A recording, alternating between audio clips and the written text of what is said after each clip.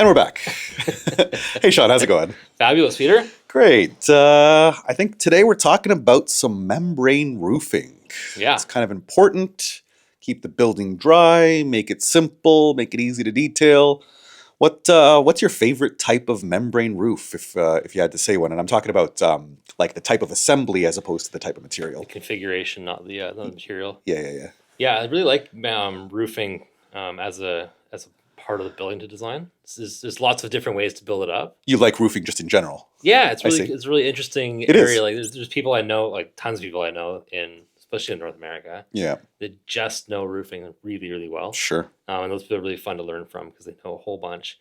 But in terms of the configuration, the buildup of roof membranes, Sure. probably one of my favorites is inverted roofs or Sure. protected membrane roofs. I'm not sure what they're called anymore. Yeah, I When used to call them inverted back in Toronto, but here they're definitely protected membrane.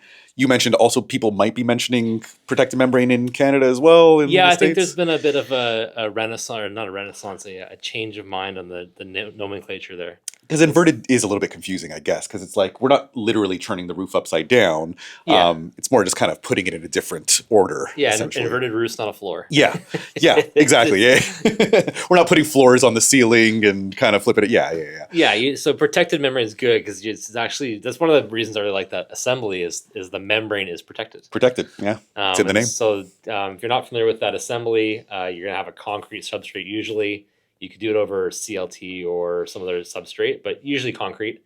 And membrane is direct applied to that concrete layer. And then you've got insulation that sits above that in the wet zone. And over top of that, some sort of overburden, which can be pavers, green roofs, whatever it might be. Mostly just to hold the insulation down and make it look pretty on the outside. Exclusively to hold the insulation down. Yeah. Yeah. But that assembly is great because you're not going to have your puncture risk is really low on that membrane. Because it's being protected by whatever the walking surface is, the cover layer, the insulation, et cetera, et cetera. There's so many things. Assuming you don't get gravel underneath your insulation before you lay it. Sure. That can cause some problems. Yep. Or Seen weird stuff like that before. that kind of stuff happens. But Yeah. if you're doing a good job, then that insulation goes down. It's going to there's not a lot of mechanical damage that happen to that membrane. Yeah, because I find that there's a lot of roofs that get damaged by people going up there to go fix, AC units or fan coil units or whatever other kind of plant stuff and mechanical stuff is on the roof. People walking around, they drop a tool, they have rocks under their shoes, whatever it might be, and if the membrane's right there, you might puncture right through it. Whereas a protected membrane, you could talk about a few of the ways roofs fail. It's definitely one of them is mechanical damage from trades who aren't roofers. Yeah. The other nice thing about the protected membrane roof, in my opinion, is that also because it's stuck down to the substrate, like you said, you're also not necessarily having to put screws through it to hold in insulation. You're not dealing with a bunch of different adhesive layers and things like that. And it all kind of just, it's a lot simpler. You put your membrane down, your building's waterproof, and then everything above that is just decoration, essentially. Yeah. Yeah, it's a great way to build if you've got that kind of roof or you're thinking that kind of assembly. The other thing I really like about that assembly is you're almost forced to make it some sort of amenity space. Sure, because it just works so well for that. Yeah, like if you're gonna put pavers above it, or you're gonna take the time to bring a bunch of gravel up there, or put a green roof, or let's a green say, roof or something. Sure. Like it's like now architects start thinking, well, like how could I use that space? So.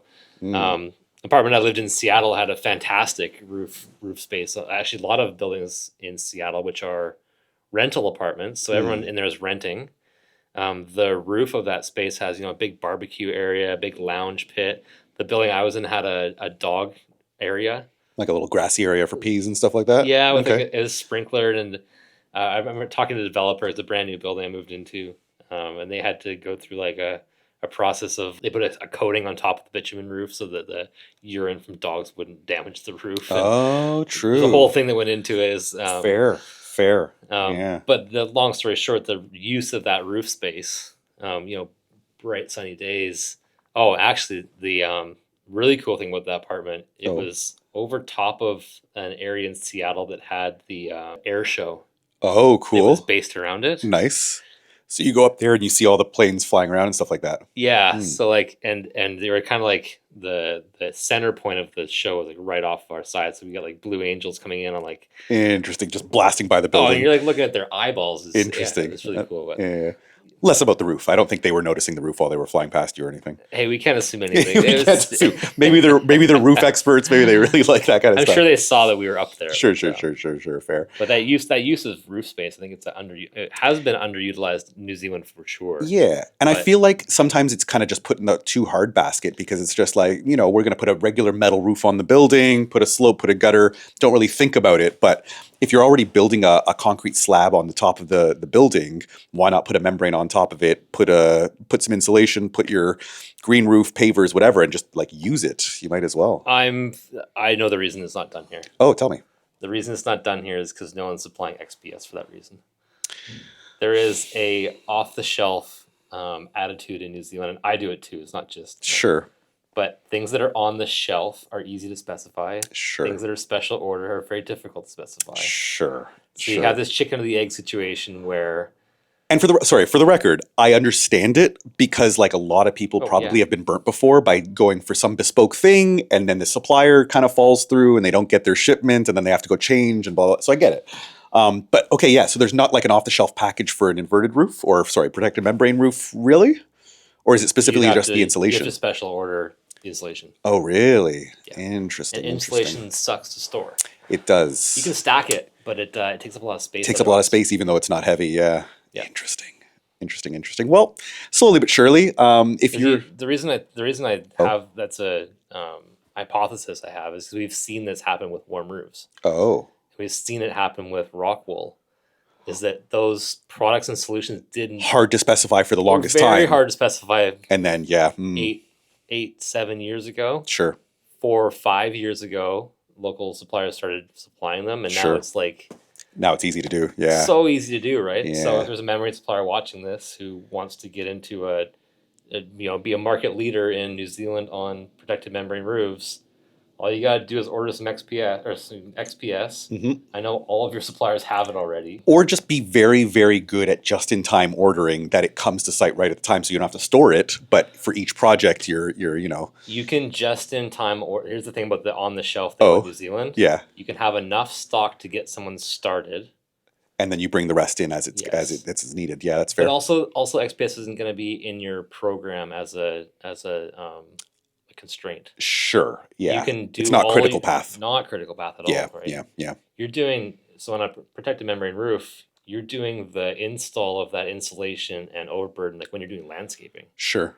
It's like it's part of your landscaping package. Yeah. They can come way later. So even if you did have a delayed order on your insulation, it's not going to hurt your program. Because you're already waterproof on the inside, you can start working on the inside of the building. Yeah, that makes sense. So yeah, different reasons why it's a good idea. And I think the biggest thing for me is you mentioned that that roof that you had on your building had multiple different things. It had the grassy area for the dogs. It had the walking surface. You can easily tie in like walls or temporary guards or things like that. Really easy to detail. And you can kind of have different surfaces that all get installed once the landscaping gets installed, but you've already been waterproof for months before that, which is pretty cool. Funny enough, that roof I talked about at the building in Seattle actually wasn't inverted. It's actually a conventional roof. Is it? Yeah. Okay. And they just put like a protection layer on top of it or something like that? Yeah, so conventional roof, you'd call it in North America, or a warm roof in New Zealand. So vapor barrier, insulation, membrane on top, sandwiched. Yeah.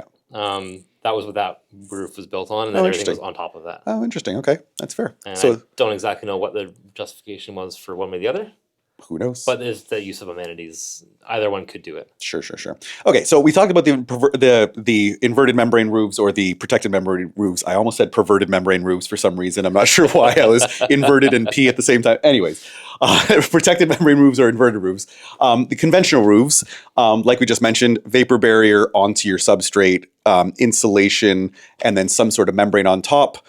What do you find are the common, I guess, misunderstandings? Maybe I have some certain things that I've experienced on site, but any other, bits and bobs that you've had to deal with, because they are somewhat new to New Zealand, new since we started specifying them, I guess. But tips and tricks. There's some good anecdotes out of warm roofs and conventional roofs. Sure. let's start with maybe the condensation or water in these roofs. Okay. This is emerging research in North America, like now. Like Yeah. no one's written a paper on it yet because I don't think anyone likes the answer. And when you're talking about this, are you talking about like what Daniel showed us in his presentation? Or no, was it Daniel? No, Jason. it was Jason. Jason. Sorry, yeah. Where like there was kind of dark spots on the underside of the plywood of a sloped roof. That thing. No, more so the water. So in that buildup of conventional warm roof, vapor Mm. barrier insulation membrane, you get water through that membrane, or there's water from construction, or wherever water comes from. Mm. You're never gonna know about it, Sure. and that's not necessarily a problem. It just sits there benign, and If it's not damaging and everything. hey, that's okay. Yeah. Where it gets interesting is even like, let's say your membrane doesn't leak at all. You're just talking about construction moisture that got into that roof during construction. Like hypothetically, you put the vapor barrier down, the insulation gets slightly wet in a rainstorm, and people install it anyway without fully drying it out. So that let's would say. be the worst example of this. Okay. That's going to obviously be not ideal. So what's the best example? Like just some wet Let's- dust being mixed in while Let's things say are the going in? best. Let's just say even you installed this roof on a beautiful sunny day, Sure. and nothing went wrong in terms of rain or construction moisture. Perfect, ideal conditions. But the air itself has moisture in Yes. it. Mm. The air Mm. itself has some moisture in it. Sure. And you're trapping some of that air inside that roof assembly because You're that's... not putting desiccated air into your roof assembly. Sure. Okay. So let's say ideal, so you put in very dry air. Yep. Let's say you've got really thick insulation layers now, which is energy codes driving really thick layers. You've got more air. In Toronto, I would have seen like maybe 100, 150 mils, 200 mils sometimes. I'm hearing like 300-400 mils now. Oh, really? When Well, you- I when you left. talk- I left when you almost talk 10 years about- ago. Yeah, Talk fair. about taper packages and stuff. Sure. Any amount of air in there, when it gets cold, you're going to have the cold membrane is going to have a condensation surface for any amount of moisture in there. Sure. Because your roof's going to be 5 to 10 degrees cooler than ambient. Because of night sky So, radiation. I mean, Toronto, you seal that roof up in the summer. Mm. It's 70-80% RH at 30-ish degrees. Could be. Yeah. Hot day, sure. It's going to have a dew point temperature of, I don't know, probably say 12, 15, something like that. Sure. And then you go to the opposite extreme of Toronto weather, and it's going to be at minus 20, 30 Sure. overnight. Yep. You've got condensation on the underside of your membrane. You might have ice inside your membrane. You definitely have ice inside your membrane, Yep. inside your roof. Yep. And so that's, there's how much moisture is okay inside that roof. We don't know. Yeah. The assumption is we've got zero. We know that's not true. And I mean, like, the thing is, before we're scaring everyone, like, there's going to be this construction moisture inside there. It's going to condense. There might be some ice, but what happens is that the sun comes out, it warms up, and then it evaporates again. It and then redistributes across the roof. It just condenses and then evaporates and then condenses, then evaporates. But like, how much of that is okay, and how much is the tipping point where it becomes not okay? Yeah, I mean, we've know? got good anecdotal evidence that trapped construction moisture, we'll call it, Is probably fine. it's probably fine over the service life of the roof, which is 30 to 40 years. Because Yep. we're not seeing these like massive problems because of that. Sure.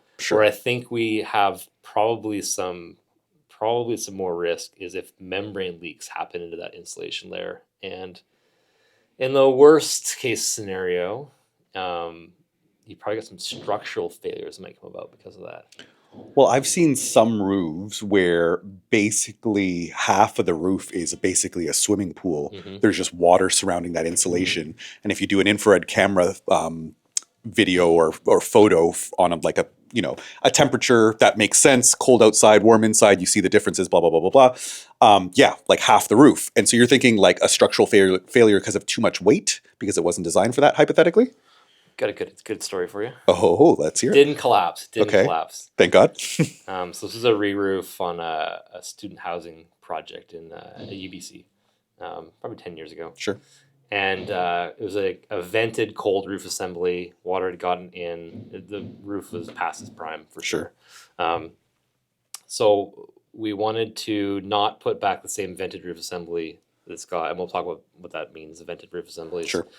For the condensation problems and the drying problems it has. So we went to a warm roof assembly.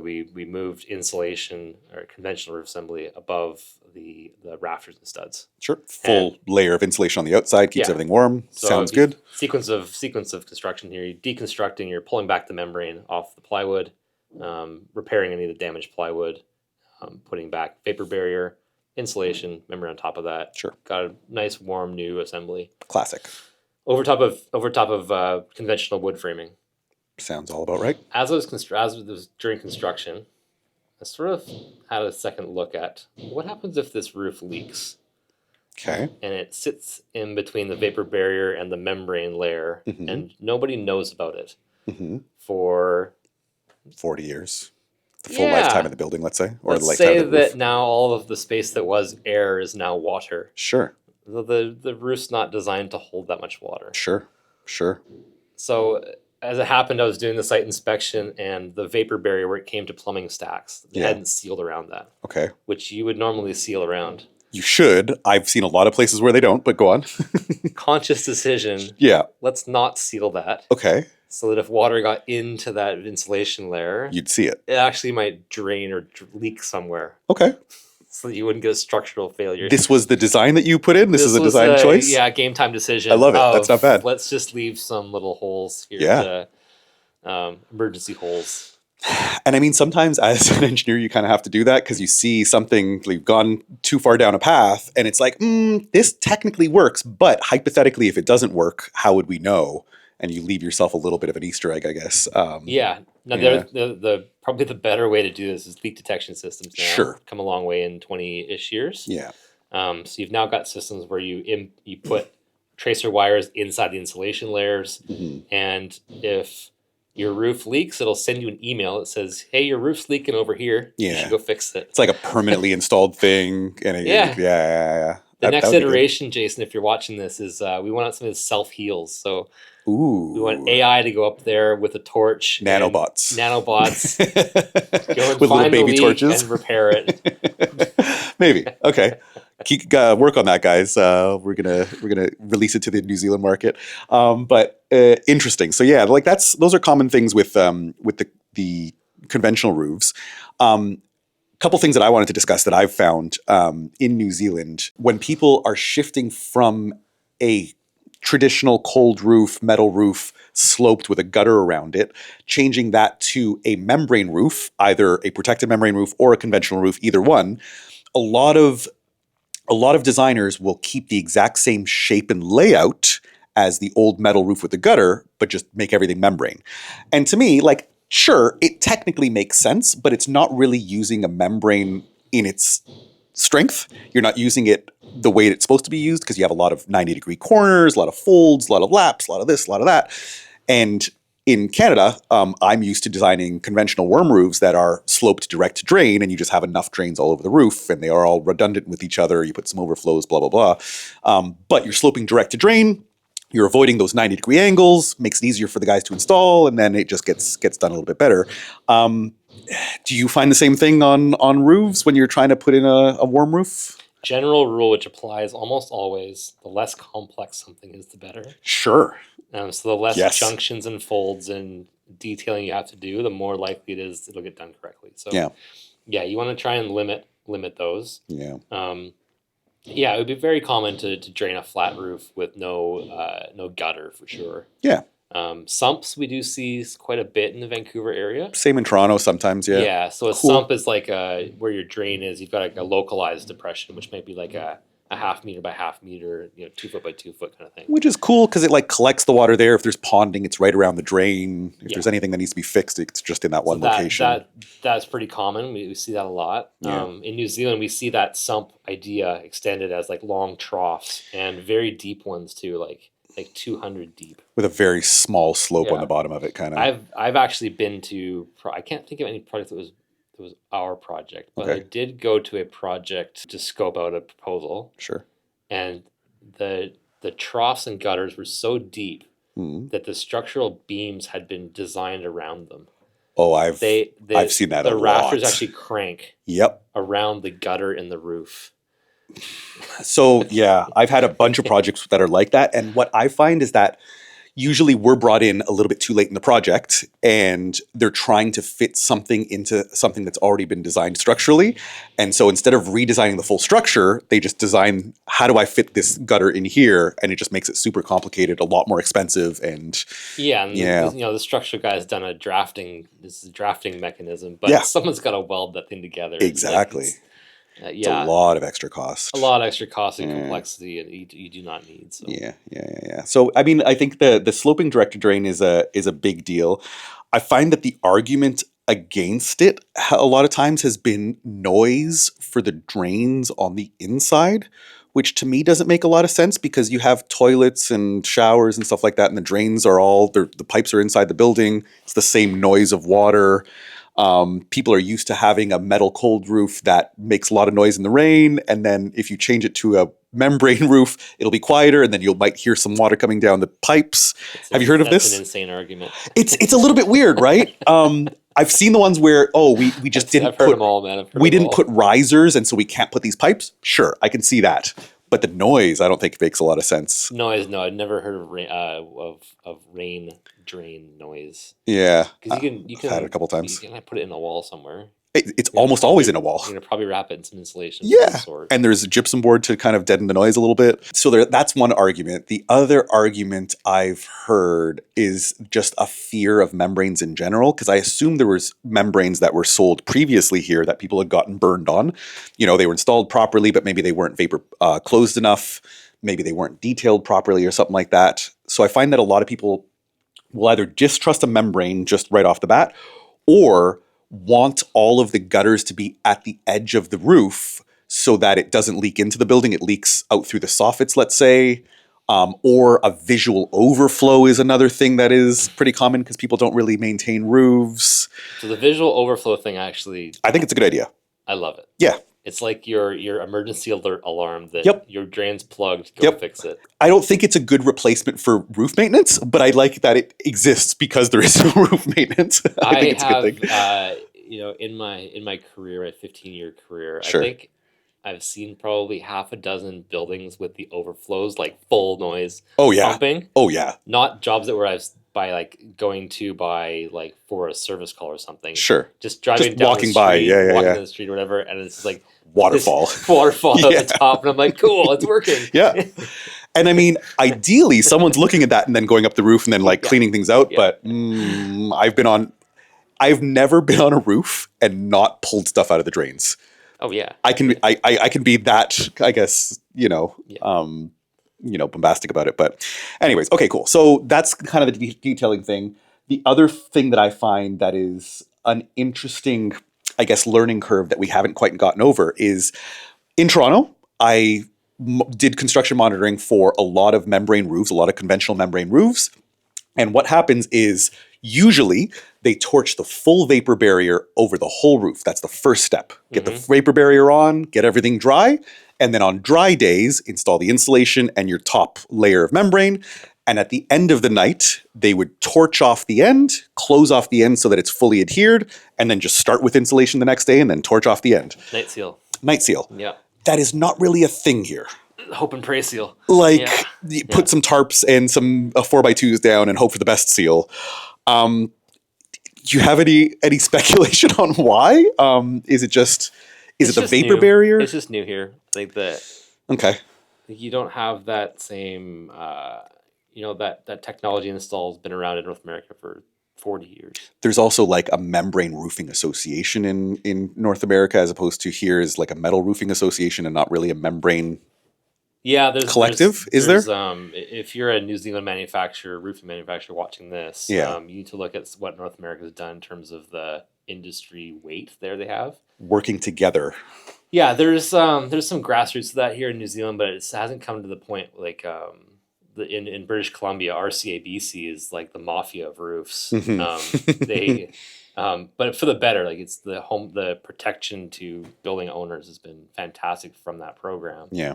But they are sort of dictating some detailing and requirements for systems that are really good QA standards to have. And probably slightly over and above regular manufacturer install methods, maybe, or have they all like adopted those into their install manuals and stuff like that, probably. There's some back and forth, but like Sure. to qualify for the other thing about RCABC is the third party, they provide a warranty on top Ooh. of installers. And I assume they'll only provide a warranty if they know that installer is adequately trained or experienced. Third party Or inspections of the install during install. oh, even better. Yeah, so like really robust, really robust system. Sure, Um, sure. but just baked into the whole industry there is RCBC Interesting. providing warranties, and but you get quality out of that. You get those sort of things like install, what to look for in installs, night seals, those sort of good things come from industry getting burned by it. Sure. And then having to go fix and waste money. But then telling everyone else about it. Yeah. Right? Don't just get burned and keep it to yourself. Like, yeah. If you get burned by something, be like, hey, we need to tell everyone else about this so that let's all work together to not have that happen to any of us again. Yes. Yeah. Interesting. Well, slowly but surely, if you're a memory manufacturer, start working together. If you don't know who to call us, and we'll maybe try to relay. You guys know. There's not that many. That's fair. There's half a dozen. That's fair. That's fair. Interesting. And not to say that you're not coordinating and talking to each other. I'm sure you are, but there's a place to do more, and there's some good models of how that can be really effective. And it would be really cool if it was like public facing, so that we can go on a website and download some guides and things like that for it that you guys have all worked on together, kind of thing. The other thing that's got precedence in New Zealand is when those associations get together and are coordinated and strong enough, they can actually become building code. Sure. Require acceptable solutions. Sure. So Concrete Association, great example. Windows Association, great example of they've developed their code of practice and then gone to government and said, hey, what do you think of this? Yeah. We all agree this is the best way to design a membrane roof. Metal roofing manufacturers have it as well. MB would be like, that's fantastic. Let's adopt that. We don't have to do any work. Yeah. Fantastic. Back to acceptable solutions for membrane roofs. Yes. Have you looked at what kind of membrane materials are acceptable solutions? You don't work with E2S1 very often. I really I try to avoid it as much as possible. But tell me, what does the standard show? Out of curiosity, is it a low bar? There's only 2 membranes that you're allowed to use per E2S1. Yeah. Okay. One is butyl rubber. Butyl rubber. Yep, I've seen that one. And EPDM. Those are the only 2. Yeah. So everyone using Torch technically isn't using an acceptable solution. That's 100% correct. Interesting. Anyone using TPO PVC, not an acceptable solution. Yes. Interesting. Interesting. So a lot of those misconceptions you're talking about drainage and slope, the big one, those come from butanol and EPDM. Now, both of those membranes are adhesive lapped. True. They're not torched and melted together. Correct. Yeah. They're just stuck together with glue. They're adhesive lapped. So if you don't have the lap, the slope distance, your adhesive now subject to water climbing back up it, which is why you have this mentality of like everything needs to be sloped to 3%, 4%, whatever it is. Which I'm not arguing about. I love a good slope. Yeah. Slopes are great, but it gets a little silly sometimes. Yeah. There are some situations where you need a lower slope because of a certain thing. Big decks with geometry where if you slope it at 2 or 3%, you get crazy buildups in your insulation layers, or you get clashes with door thresholds and parapets. And those sort of things were like, hey, if we went to 0.5% like the rest of the fucking planet, we wouldn't have this stupid problem we've created for ourselves because we're trying to install this membrane the way a poor membrane or a lower quality membrane has been detailed. Yeah, and so in that situation, I would be putting like a monolithic asphalt membrane, liquid applied directly down. There's no laps. It's basically a swimming pool at that point. I did the math once on the difference in. So I was trying to understand. That's when I first got here. Yeah, I was trying to understand what would happen at the lower slope that wouldn't happen at the higher slope. Sure. What about 2% was magic? Sure. So I did some math geometry, and you can do this at home too if you're a geometry whiz. Sure. So take a look at the lap length. Let's say it's 50 mils on a 2% lap. Yep. You can calculate the height of that. Okay. And that would be the potential height that water could climb. The height of the lap. The height of the vertical height of the lap. Just like this little height right here. So it's like 50, So I'm going to exaggerate it. So that amount, what's that height? Oh, okay. Rise over run. I got you. Yeah. Not just the lap. What's the rise? What's the potential for water to go climb up my lap? Sure. And it's, I think it's less than a millimeter. 2 millimeters, something like that. What do you mean? So on that 50 mils of lap distance, the total height to climb is like 2 millimeters. Which is easily done by capillary action. Yeah, Yes. yeah. So changing that to 0.5% slope goes Is down to like whatever it is. but it's already It's not negligible working. So difference. it's yeah. It's Capillary action's like hundreds of like 100 mm, millimeters up. So mhm. like this slope and lap distance has no relevance at all to anything. I'd say, being devil's advocate, the one Other thing than the that manufacturer of the membrane, sure, that's the only thing that. but the devil's advocate is if I've seen roofs that are less than 2 degrees slope that the structure starts to sag long term and you Oh start to yeah, get a pond. yep. If you've designed the right membrane, then you don't have to worry about that. Or That's the thing. I've heard the argument where you have your laps and then water sits in front of one of those laps. And some people think it's a problem, but if you choose the right membrane, it's not a problem. Well, I think if you have an adhesive based lap, That's a problem. You don't want that underwater. Of course, yeah. Whereas if you're doing a torch, you're basically melting the two membranes together. They become one membrane. It has to be torched properly. Or hot air. Hot air, yeah, like a TPO. I think PVC. a lot of those, the weld's actually stronger than the actual membrane. It usually is, yeah. Because when you go to pull it apart, it should rip the membrane. Yeah, interesting. Just okay. rip it with your bare hands. Just. I mean, I've done it before. It's feel like the kind of Hulk situation. Test your own thing. But I think the last thing I want to discuss is, you mentioned it a couple times, sloped insulation packages. That's kind of new in New Zealand. A lot of times people are sloping the structural deck, which is also a reason why I've had projects where you have a concrete deck, then they build like rafters out of timber and like a full truss structure, and then put the roofing on top of that, which to me doesn't make any sense because you're building multiple structures just to put the slope on the roof. I've got a project right now doing that. Okay, like I've tried, I've asked. Yeah, it'll work, but I mean, it seems like excessive. But usually when I see that, I say, hey, get rid of this timber structure and let's use sloped insulation because it just makes sense. Arguments for and against, have you heard any? Do most people say yes? So main contractors love the idea of pouring a flat slab on the top. They do? That's the biggest, like, they're like, oh, I don't have to put in cranked beams and jack up rafters and stuff to make a sloped structure. Or a big screed and then having to get the structural engineer to like check that the weights are going to be too much and then having to trowel it all out. Yeah, so that from the steel erection and concrete pouring side, massive savings by just keeping a flat structure. You just copy the floor you did below. That's massive. Yep. Sloping insulation on top of that, I think if you keep the slope simple, it's really easy to install. Yep. I think people get into some complicated trying to do like two-dimensional slopes. Sure. Just do one-dimensional slope. Yeah. Just slope this way, slope that way. Yeah. Just valleys right now. Put some crickets in there to keep it out of the center of that valley, let's say. That's an easy step. Yeah. That's really easy. The insulation comes tapered, usually two pieces. One side's like 50 mils at one end to 25, then 25 to 0. Yeah. You put those two together and you've got a slope. That's cool. Yeah. When it start to get more advanced and some of these roofs, which have kind of need to fall in two directions, that becomes a bit more complicated to install because you have to actually you'll get cut insulation packages from the manufacturer. They'll be cut and like it's like a paint by numbers prefab thing.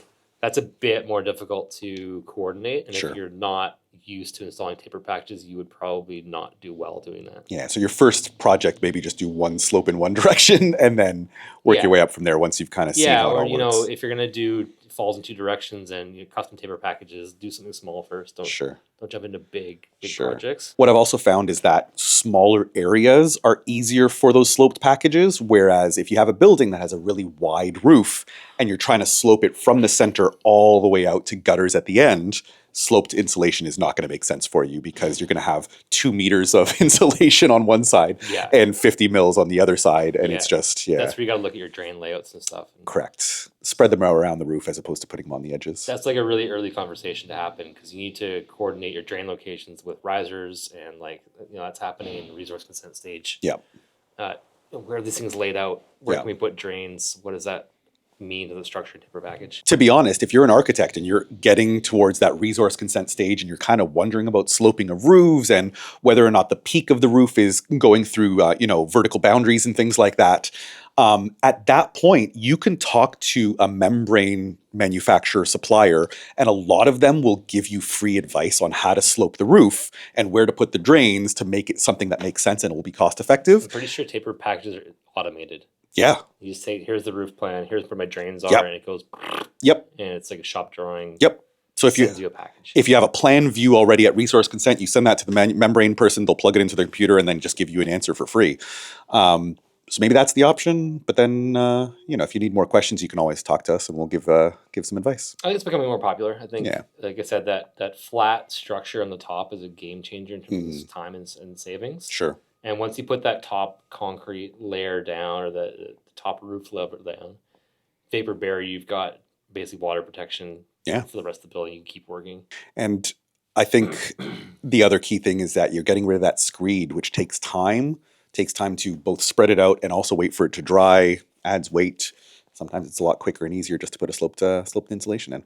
What's your favorite type of membrane? We haven't talked materials yet. Favorite type of membrane. This is where, if you're watching this and you're in the membrane space, I know there's a lot of people out there with tons of knowledge on chemistry of membranes. Would love to talk to you on this podcast about Come on down. That stuff. Yeah, even if you're just from a specific membrane supplier, telling us about how your SBS membrane is better than the other guy's SBS. There's a really interesting world of that should be great to explore. Yeah, because not all bituminous membranes are made the same. They have different admixtures in them. They have different fillers, different hybrids. Yeah. I used to work in a factory. Did you? Yeah, I worked at the Suprema factory in Chilliwack. Cool. Yeah, I'm moving back to Chilliwack in 2025. Nice. So I'll catch up with those guys. Yeah, go pop in at Suprema. I get to see how the sausage was made. Fair. I didn't appreciate it at the time, but that really led me to this career. Sure. It's probably the reason I got my job at RDH 15 years ago. Fair, because you had experience in the roofing. Yeah. Interesting. But yeah, if you're asking my favorite material. Yeah, give us your top 5. Ooh. Top 5? And maybe some context around this. If you were goodness. Yeah. Let's say you were building yourself an office building. Building myself an office building? Like if you were going to choose to build let's say we bought some property and built the Oculus compound. Your top 5, what would you choose for membranes? All right. Number 1, it's going to be a protected membrane roof with like a monolithic asphalt membrane, liquid applied. That's the one. Yeah. I've seen them. They have lasted for 50 years on some buildings, 60 years even. They're protected because it's our building that we're building our office in. I want a space on the roof. I want to have a barbecue up there, have a little dog park, like you said, have a little kind of chill space. And that membrane can go down to 0 slopes, and it just makes sense. So that would be my first choice. These are membranes that there's lots of different chemistries behind them, but the built-up asphalt. The one specifically you're thinking about was developed in the Ontario market 70 years ago. Something like that, yeah. To protect bridges from corrosion from ice, from salt materials. And that's what it's developed for, so it'll work on a roof. Yeah, and there's like so many buildings that have had that type of roof on it for decades, and it's still fine. Roofs that you don't want to go back to fix. Correct. You want these to last forever. But also, if you do have to fix them, they're easy to fix. Anyway, so that's my first choice. Second choice, I think it still might be like a protected membrane roof. I think that's going to be my choice all the way through. Yeah. I do like a good torch, like a 2-ply torch, SBS modified bitumen membrane kind of situation. Yeah. Just because it's easy and people know how to do it, I would still use it as a protected membrane. So I'd torch it right down onto the concrete and do everything the same way on top of it. Yep. I've heard torch reinforcement, something in SBS and in the bitumen world. One of the good advice I heard was glass mat for your base sheet. Cool. And polyester for your top sheet. Oh. Glass being it's dimensionally stable and you torch it. Sure. So you torch the absolute living shit out of the glass. Sure. To get your bond. You don't worry about the wrinkles and stuff. Sure. And then when you do your cap sheet, you got polyester to get puncture resistance. So if you're gonna that's fun. Okay. If you're gonna do a perfect kind of hybrid system, that's what you look. Yeah. The other thing that I was thinking about was if I'm insulating and I'm doing a conventional roof, like hypothetically, we're not putting the dog park, we're not putting the barbecue up there. It's just a roof. What's the point? I agree. But I'm just trying. I'm trying to go down the list of my 5. Yeah. And Yeah. so, if hypothetically we weren't doing any of that, then it could be a TPO or a PVC. I would only use a TPO or a PVC, like a single ply membrane, if it's a very large roof that people aren't really going to be accessing very often. Yeah. I've Yeah. done a lot of investigations where there's a lot of holes in the single ply membrane roof because they're either installed without a board underneath them. It's just right on the insulation. Yeah. A lot of people walking around, mechanical punctures and things like that. So great for like a stadium. So if we have an Oculus stadium, an OBSF stadium, definitely a TPO or a PVC on top of Be it, a ways conventional out, roof. Peter. Might be a ways out. Yeah, maybe a ways Yeah. out. We'll see. Maybe in a few OBSF decades. center. Yeah, exactly. So there could be that. To be honest, I don't mind a metal roof. Like I can't really argue with the fact that water doesn't go through metal. Yeah. And one long sheet from the top to bottom, it does make sense. Yeah. It has issues in the condensation space. So I would, if I were doing that, Warm roof. I would be putting, warm roof with like a metal kind of covering over it with a drainage layer between. Sweet. Yeah. Is that 5? Is that 4? That's 4. Yeah. I think that's 4. And then a 5th one, those old school thatched roofs, like that you would see in England that are like super Can thick you and made of imagine straw. trying to get consent for a thatched roof? Right? Especially in this country. But like I on TikTok, there's this one guy that I follow that repairs those thatched roofs. And it's like so soothing to watch because he's kind of like pulling out the old rotten stuff, putting in new stuff and kind of nailing it in and then kind of taps it in with this flat thing. The Very closest thing I can think of that we've worked on is actually the curved slate roof. Sure. And I don't remember what city it's in, but it's like palmy.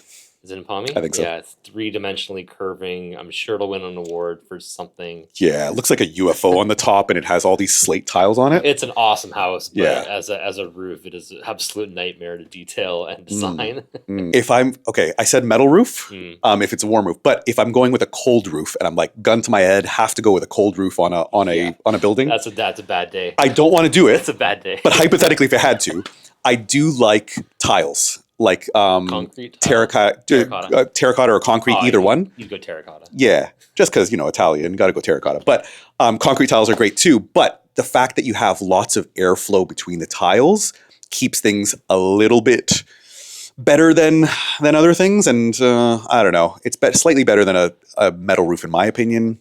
You don't get as much of the night sky radiation effects because it's thicker and less conductive, a little quieter too.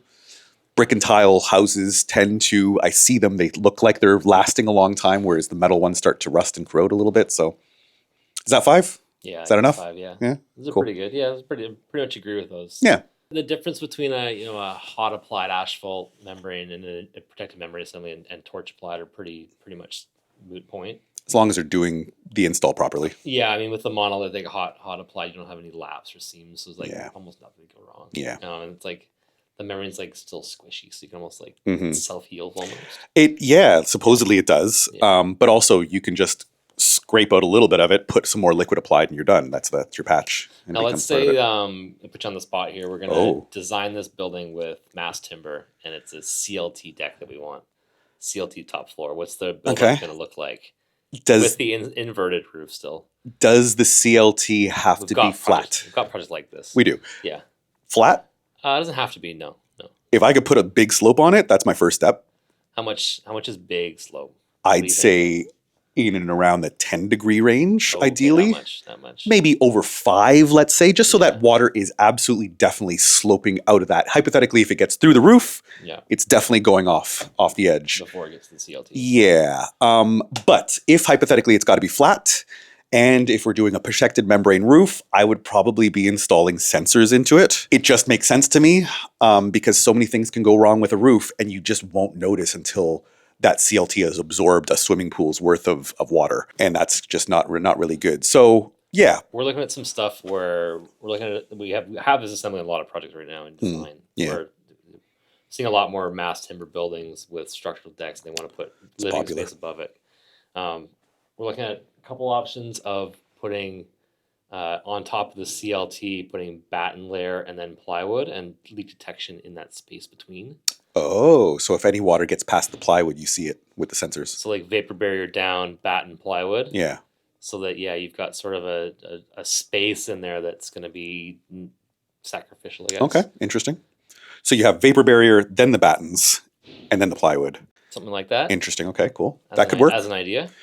The other one that Brian talked about when he was here doing that presentation was that gap underneath the parapet wall. Was that Jason or was that Brian? I can't Both remember. of them, yeah. It's the same idea you were talking about, sloping the CLT so that if you do get something down onto that vapor barrier layer, it's draining out. Goes out the side, yeah. And actively draining the insulation layer, I think, is where we're going to see a lot of stuff happen in the next 10 years, North America. Like that's where people are going to be going because it seems like the easiest thing. Back to that risk we talked about of water getting that insulation layer. I don't know if we talked about it on this one or not, but water in that insulation layer, we know it's going to be there either from construction or from leakage or whatever it is. Can we design a system or a mechanism that allows that water to then escape later on? Sure. We've seen some kind of call them experimental or some like cutting edge stuff in Vancouver with people doing like roof vents. Sure. In like summertime roof vents. So you go and like you vent your roof in the summer. So when it's hot and the vapor is like, not condensing anymore and can escape, sure. And then once it's done that, in like Halloween time, you go and shut your vents. And Fair. For the winter, you shut your roof for the winter. Technically would work. I could see that, yeah. I've seen some stuff happening with a gap between your base sheet and cap sheet. Okay. So base sheet and then like a drain mat. And like then kind of like sheet. A wire mesh kind of something like Something that. that allows kind of vapor movement. And then vent that space between it. So when your cap sheet fails, it's above your base sheet still and can...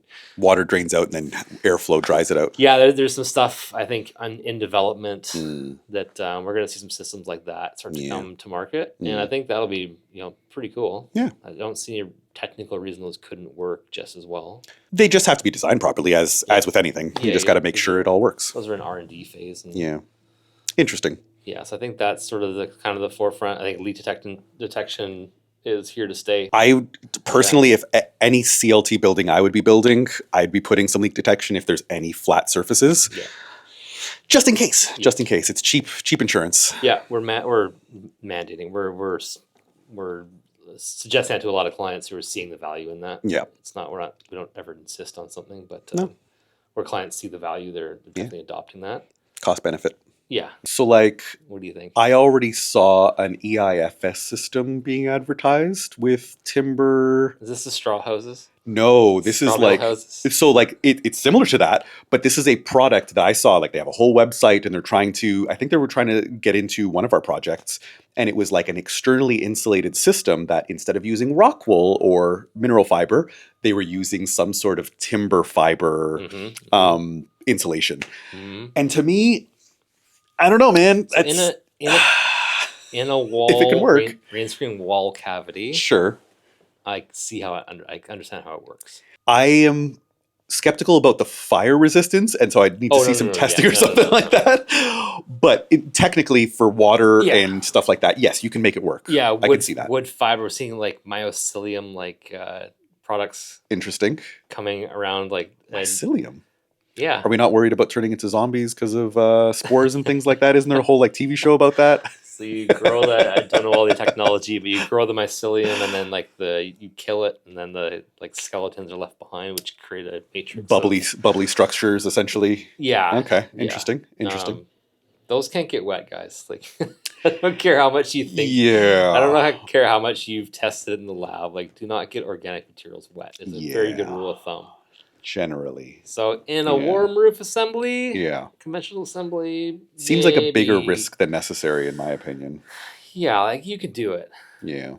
You could do it. But hey, it sits inside of between two membranes and does what? Yeah. Keep it dry, make sure it's installed properly. One fun type of membrane for membrane roofing that I saw it when I was still in Toronto, and then I saw it on one of our desks in the office here. Someone must have brought it in. Velcro applied membrane. Come on. Seen these? You haven't seen this before? No. Okay, so it's this thing. I can't remember which company came out with it, but basically you install your vapor barrier, you install your insulation, and the insulation has the teeth of the Velcro on it, and then the membrane has the fluffy part of the Velcro on it. And so you apply the membrane onto the insulation with Velcro. I don't know why. I don't know the reason for it. Come on. My guess is that you can leave the insulation in place, and then when you have to replace your membrane, you just rip it off Velcro style and then put a new one on, and you don't have to use adhesives maybe.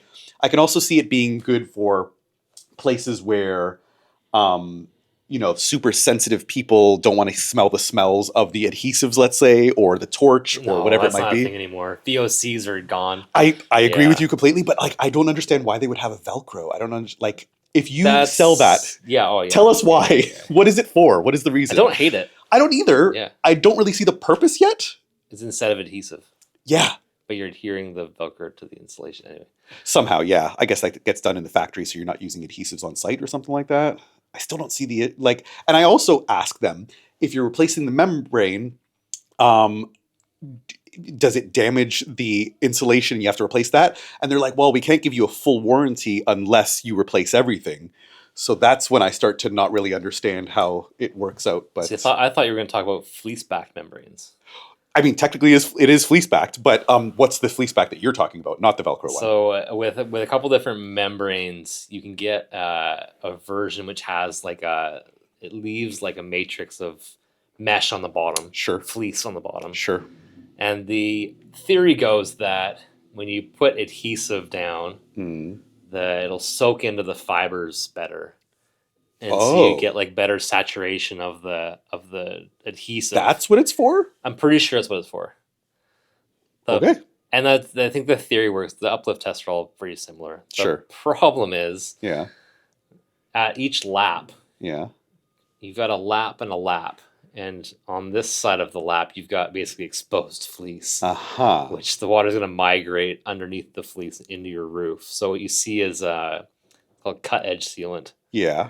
which means you have to take a sealant and run a sealant along the edge of that so you don't get that failure. So you'd think that there would be maybe a way to defleece that back at that seam so that you could properly adhere it, but they just said put a sealant. Okay, that's Yeah, and I think on like a lot of extra the steps. factory edge is free of fleece, so you get a Sure, but you don't always have factory edges. No, you don't Yeah, have factory you got to edges, cut off so in certain places. there was tons of these that failed in the Vancouver area for sure. Interesting. Like I don't think fleece back exists in Vancouver anymore. Yeah. But you can always for any fleece backed membrane, you can get a non fleece backed version of it. Yeah. Which here is exactly the same. You don't have that lap risk that you Yeah. have for the fleece back. I don't see the point. I don't see the point. But I think it's adhesive saturation. It's my speculation. okay. I thought it might have been for like, if you have like moisture inside there, it'll allow it to distribute throughout the roof No, instead. it's not that thick. It's really Okay. thin. Okay. So Strange. it's like